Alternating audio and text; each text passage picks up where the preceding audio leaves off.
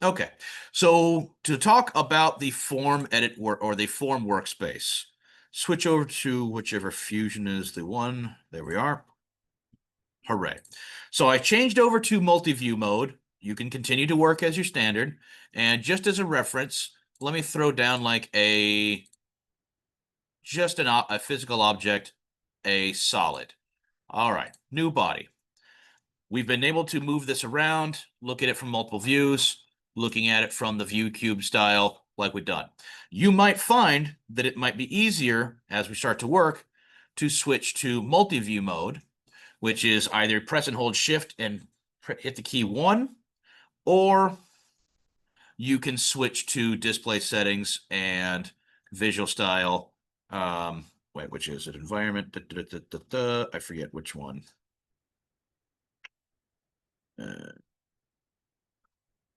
I always brain fart on this because oh, there it is. The viewport one, multi-views. So it just toggles between that. That's all. But we're going to start working with this create form, this little starburst one. And like it says, you can select by different body inputs, vertex, edge, faces. And this is all based off of T-splines. Ultimately, it's because at the edges, it makes a T. Yay. Entering this workspace, just like with Sketch, changes all your tools. You still have very similar tools, but they're slightly different, as in your box now looks softer. Your cylinders, same. You have two different types of sphere. You have what's called a sphere, regular one, longitudinal, latitudinal lines. And you have a quad ball, which is essentially, think of a box that has been inflated to the point of being a sphere. You see in those like Mylar balloons where, yeah, it's technically a cube, but it obviously kind of gets a little rounded because it's a balloon. Kind of sort of the same thing. But we still have the same ones of things like extrude, revolve, sweep, and loft. But as you can see, rather than it just being a direct solid surface like I've been working with, you can see there's a variety of different lines on that. Those are your edges. You can manipulate just exactly what we've been doing. So you can build things exactly like we have been doing, but then you can actually sculpt the surface as well. So that's really the added layer. We've been building dimensionally. You can still build dimensionally, but we can actually really mess with the surface now.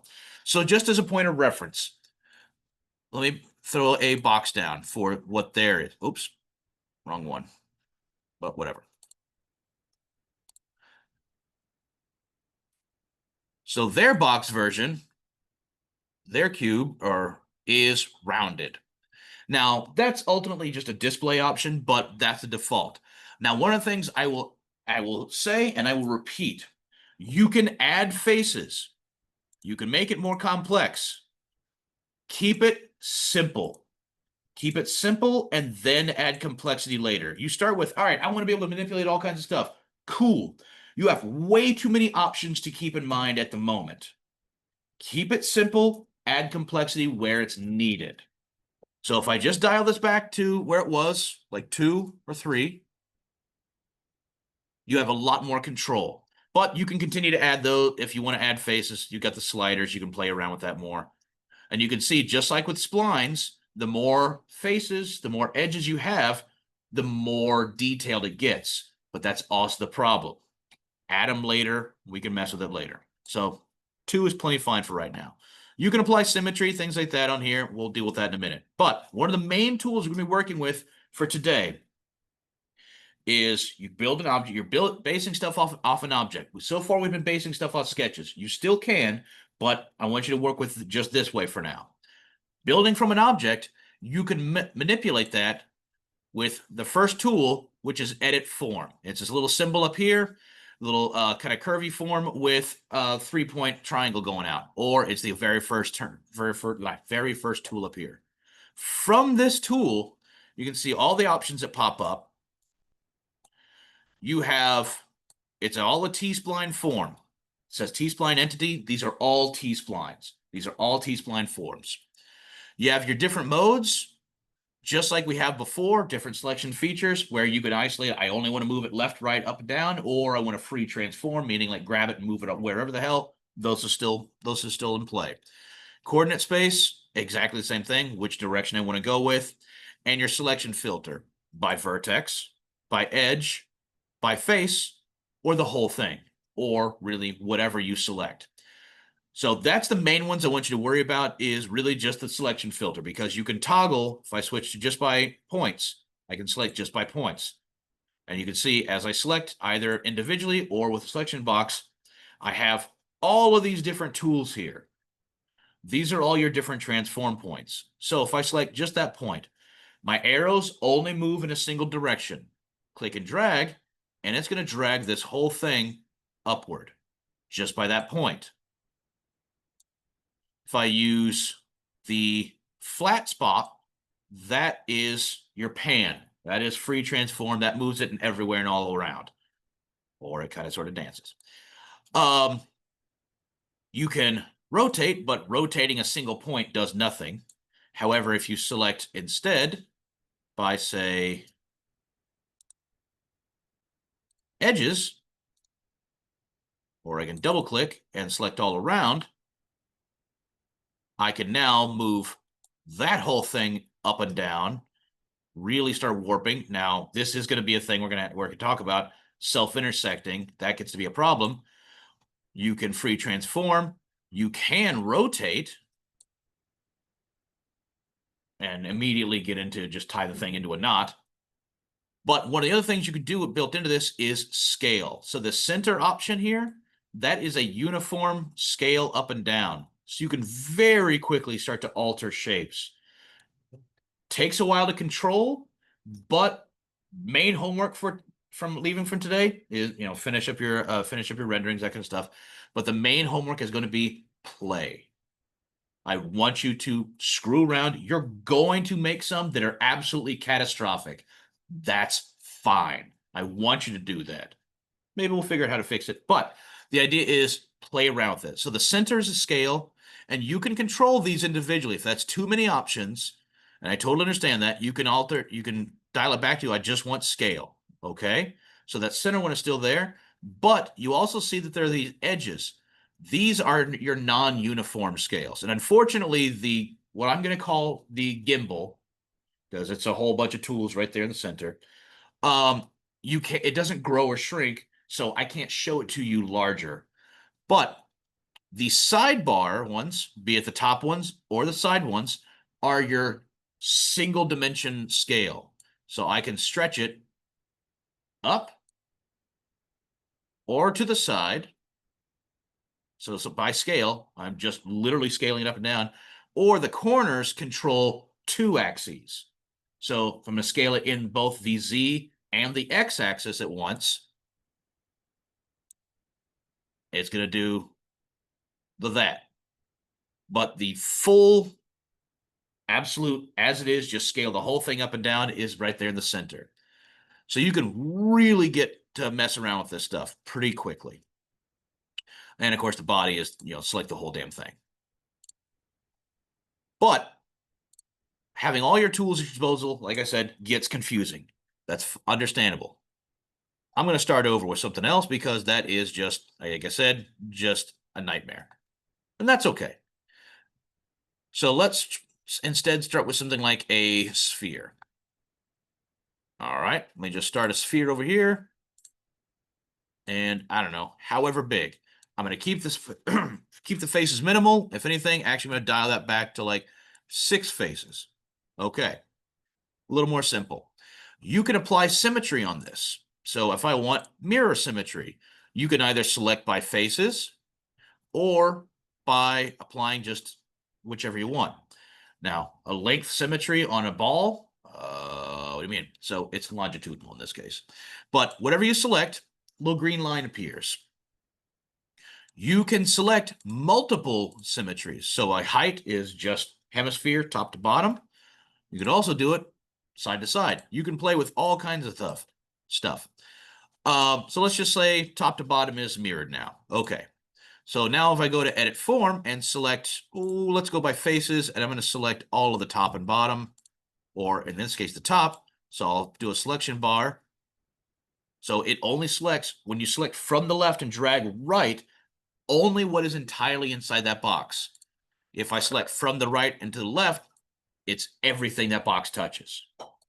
So that's why I say play with this stuff. But all right, let me just drag the top, but it's symmetrical, so it's going to go from the bottom as well. So that means if I also move it to the side, they both move to the side. So you can very, very quickly start to alter this stuff. But you can also pick and pull, meaning, all right, sure, I can select by edges or vertices. So let's just select both of those. If I select more than one, it changes where I'm selecting from, and now I can drag just those vertices forward. Cool. Starting making like a batarang thing here. But let's also select by face. Just to show you, all right, if I select by face, that drags the whole thing up and out. Now, because it's so connected, it's dragging a lot of stuff. If I press and hold Shift, oh, not Shift, Control on this, I guess. All right, which is it on this one?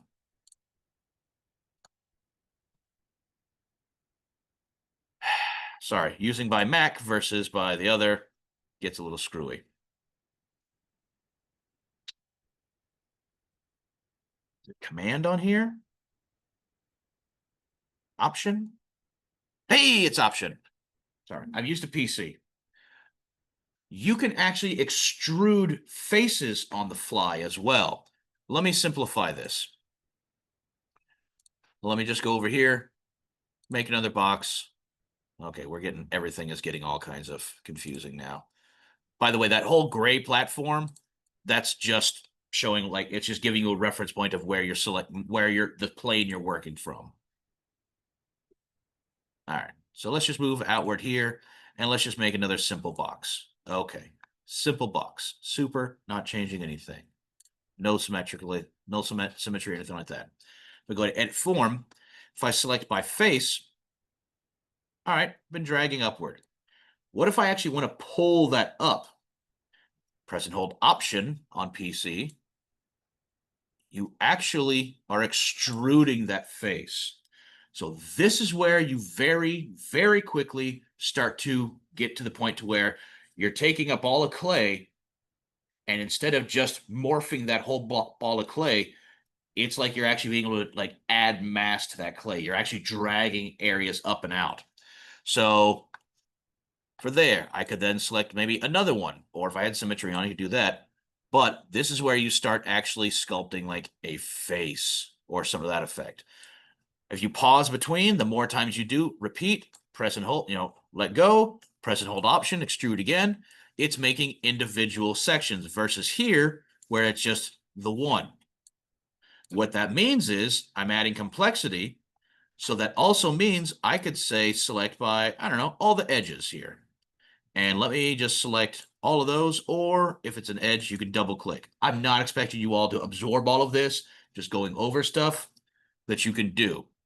All right, now let me use the uniform scale, and I can scale that entire thing up. So adding complexity as you go along, you will give you much more control. Yes, you absolutely can go in and add edges afterwards. All right, you know what? I want to make this other whatever bulky as well. One of the other options is insert edge. So I can select an edge. That's going to add an edge. You can see that you can just see the green line here just on this face, or if I double click, well, this one's all kind of wonky. Or if I double click all around, come on. Because this isn't circular, it's not letting me do it. So fine, let's do it on this one. All around, and it's going to add an edge right there in between. Hit OK, adding complexity. Now I can, again, go in. Let's say I want to shrink this one. You can very, very quickly start to mess around with this stuff. So I do want you to experiment with this, but for now, I'm going to hit finish form, all of that. Now, so far, I amazingly did not get a massive error button pop up. Often enough, because like how much this self-intersects, you will get errors.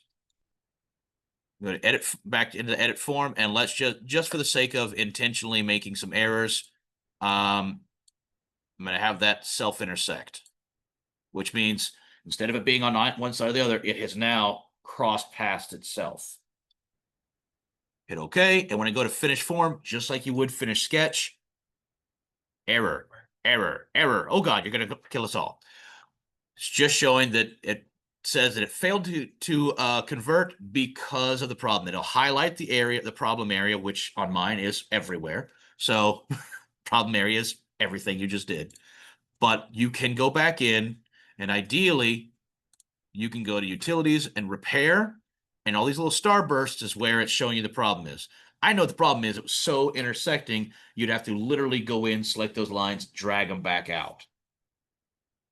So we're not gonna deal with too much on that right now because I want y'all to experiment and play. But for today, yeah, I know, it's fine, whatever. It's an error. It'll just hide the thing because it's like, yeah, I don't even want to deal with you. Okay, so I want to do a walkthrough of the next project, which is going to be part of it is going to be we're going to be making simple utensils. We're going to start with a spoon. So I'm gonna stop this recording.